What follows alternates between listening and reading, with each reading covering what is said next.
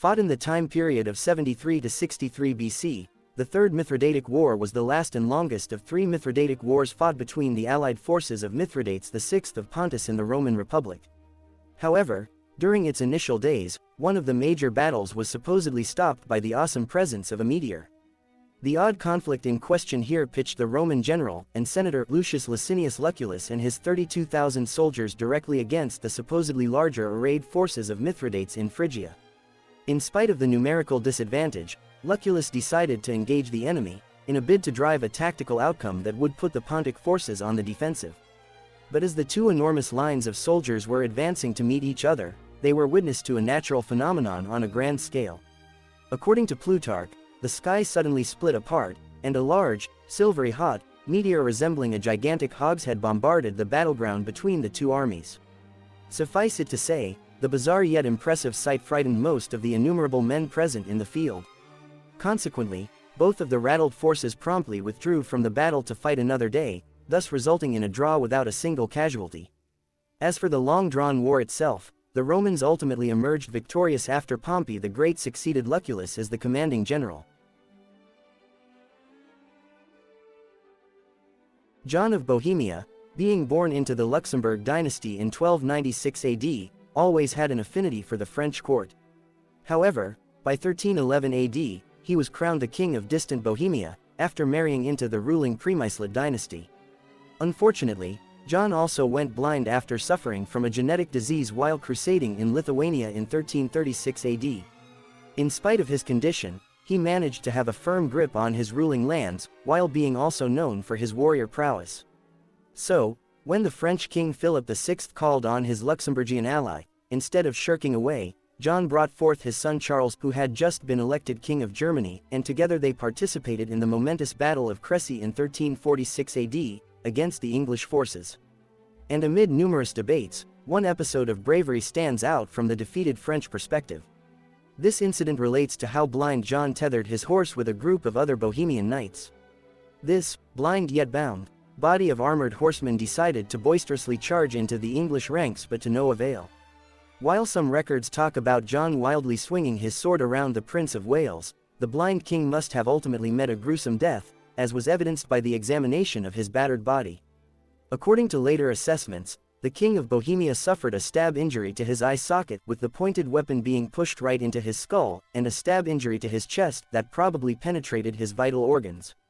His right hand was also found to be cut off, presumably to steal his precious rings and other kingly items.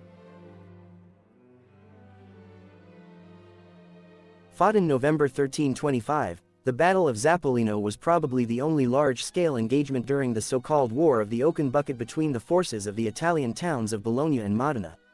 As the name of the conflict suggests, the war was instigated when soldiers from Modena inconspicuously made their way into Bologna, just to steal a bucket from the city's main well. Already being part of the larger conflicts between the Guelphs and Ghibellines, the Bolognese on the side of the Guelphs didn't take the seemingly innocuous incident too kindly, and were further disrespected when the Modena forces, on the side of the Ghibellines, refused to hand over the bucket. This resulted in the declaration of war by the Bolognese, which was followed up by the invasion force consisting of around 30,000 disparately armed foot soldiers and aided by around 2,000 cavaliers. They marched on to the city of Modena, which in turn was defended by only 5,000 infantrymen and 2,000 cavalry forces. Unfortunately for the Bolognese, their numerically superior forces were routed within just 2 hours of the battle, and the Modena soldiers supposedly chased them all the way to Bologna, while destroying many castles in their path. And in some versions of the events, they even brandished the still unconquered bucket as a spoil of war in front of the insulted Bolognese officials. Interestingly, the glorious bucket is still displayed in the main bell tower of the city of Modena. The Combat of the 30, or Combat de Trent, was an odd episode in the Breton War of Succession that took place on March 26, 1351 AD. Fought at a pre-arranged battlefield in Brittany, the encounter pitched two groups consisting of 30 champions and knights against each other, with one side representing the King of France, and the other side representing the King of England. The challenge was originally issued forth by Jean de Beaumanoir, a captain under the French banner. As befitting of knights, both the French and English fought for a long stretch of time, so much so that even a crowd gathered to watch the bloody contest. These spectators were even served refreshments, while the knights fought on gallantly. And after several hours of fighting, which caused the deaths of 4 French and 2 English knights, the participants called for a time-out. During this short time, the warriors were given medical attention and food. And after the contest was resumed, the English leader Bembaro was wounded and then killed by his French counterpart. At this critical juncture, the English men decided to form a tight, defensive formation that blunted various French attacks. Finally, a squire named Guillaume de Montauban mounted his horse and charged at the English lines. This desperate move shattered the enemy's will, and with 7 of their champions being gravely injured, the English finally surrendered. So the French team emerged victorious in the macabre contest, with the final tally corresponding to 9 deaths on the English side and 6 deaths on the French. The remaining prisoners were supposedly well treated and released on payment of a small ransom. The Battle of Cajamarca, taking place on November 16, 1532 AD, is sometimes counted as one of those victories for the Spaniards to win against overwhelming odds. The momentous military encounter in itself pitched around 168 conquistadors armed with only 12 arquebuses and 4 cannons under Francesco Pizarro's command, against 3,000 to 8,000 lightly armed guards of the Inca Emperor Atahualpa.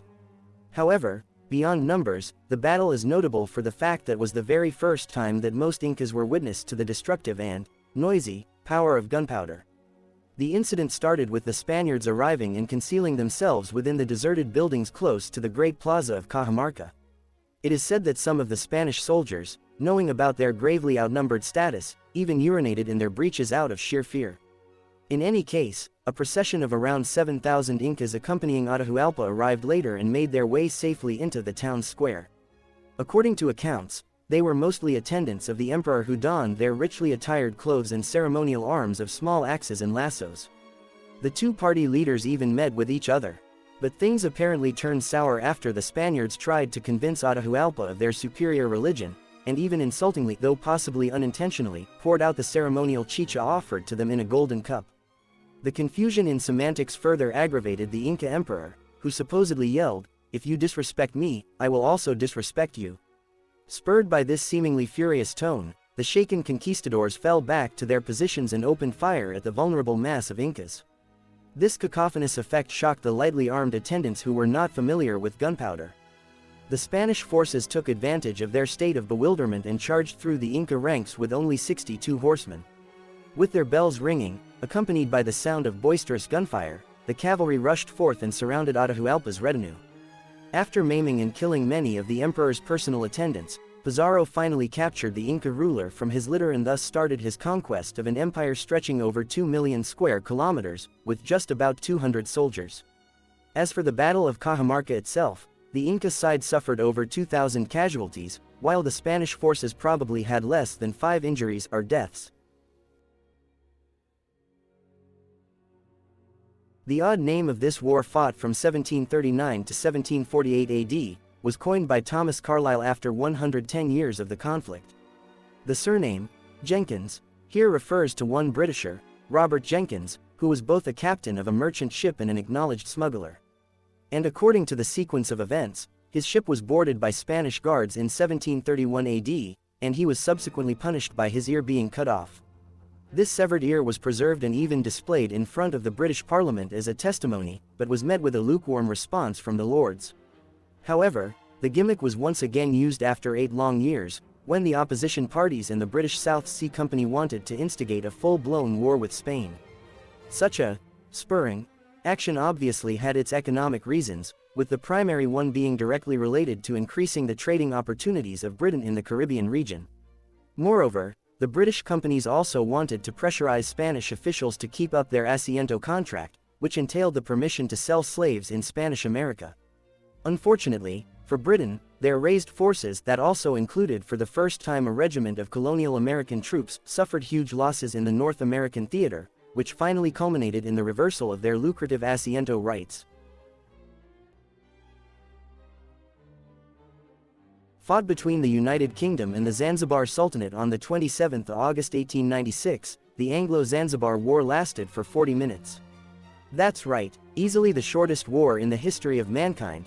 The conflict started when Britain accumulated around 150 sailors along with 900 Zanzibaris, supported by a paltry 3 cruisers and 2 gunboats, in the harbor of the Zanzibar town. This action was started after the expiration of an ultimatum that stated the removal of the newly crowned ruler of the Zanzibar Sultanate, in favor of a British choice candidate.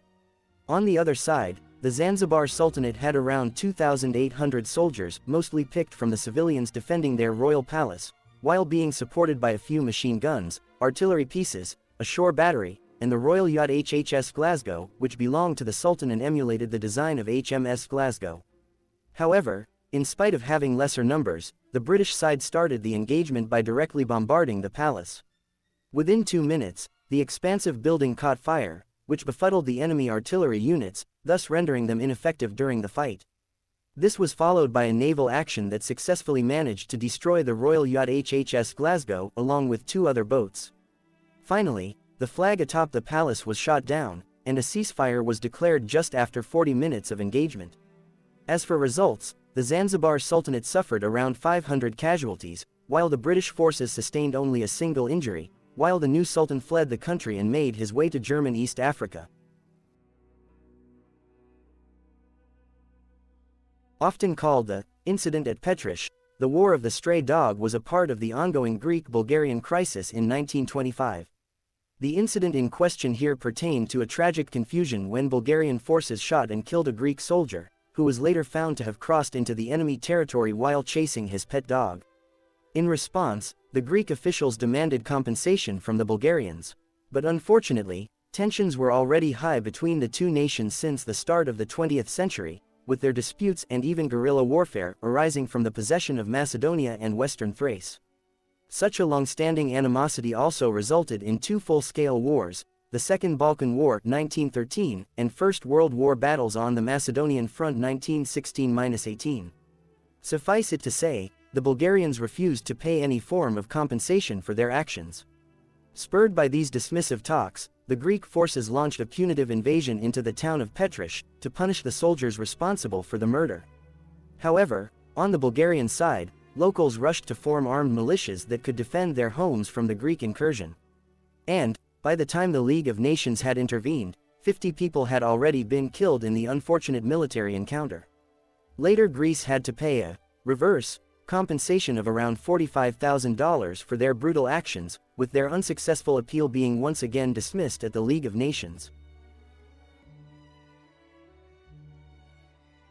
The Battle of Los Angeles, also known as the Great Los Angeles Air Raid, is a baffling episode from the Second World War which occurred between late the 24th of February to early the 25th of February 1942, over the city of Los Angeles, California, 3 months after the unfortunate incident at Pearl Harbor. According to contemporary sources, after allegedly spotting 25 aircraft in the sky, air raid sirens were sounded and blackouts were ordered. The 37th Coast Artillery Brigade then began firing at these reported aircraft hovering in the sky.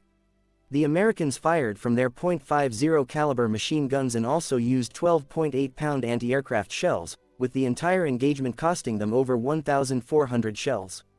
In fact, the retaliation was so massive in scale that the ensuing chaos inadvertently resulted in 5 civilian deaths, with 2 of the fatalities resulting from heart attacks brought on by the fury and sounds of explosions. Intriguingly enough, after just a few hours of the alleged raid, a press conference was held by Frank Knox, Secretary of the Navy. He dismissed the entire incident as a false alarm due to anxiety and war nerves.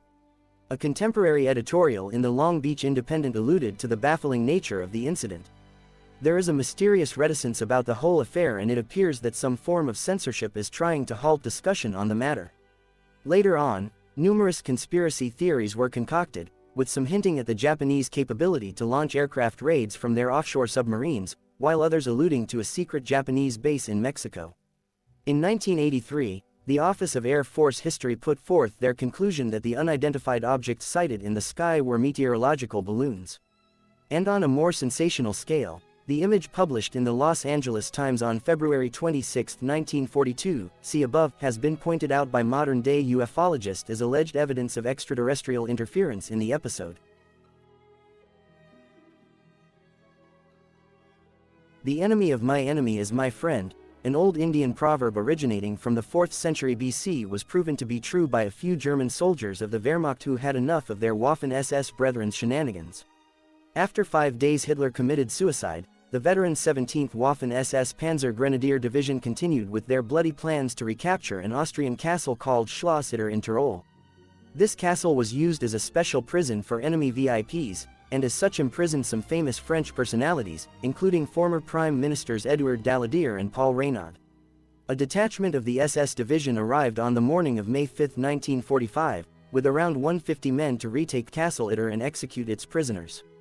But they were bravely met by a ragtag defensive force comprising 14 soldiers from the U.S. Army, aided by 1 Sherman tank, the newly armed prisoners themselves, and surprisingly 10 German soldiers from the Wehrmacht.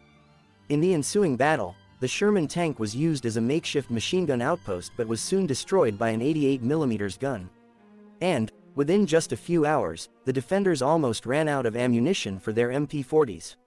So a desperate ploy was hatched which involved the tennis legend Jean Borotra, who was then a high-profile prisoner inside the castle, vaulting over the castle walls, gathering information about the German positions, and then sprinting across to the proximate town for calling reinforcements. The desperate tactic seemingly succeeded, with reinforcements arriving by 4 p.m. in the evening, who then defeated the SS forces and took over 100 prisoners from their ranks.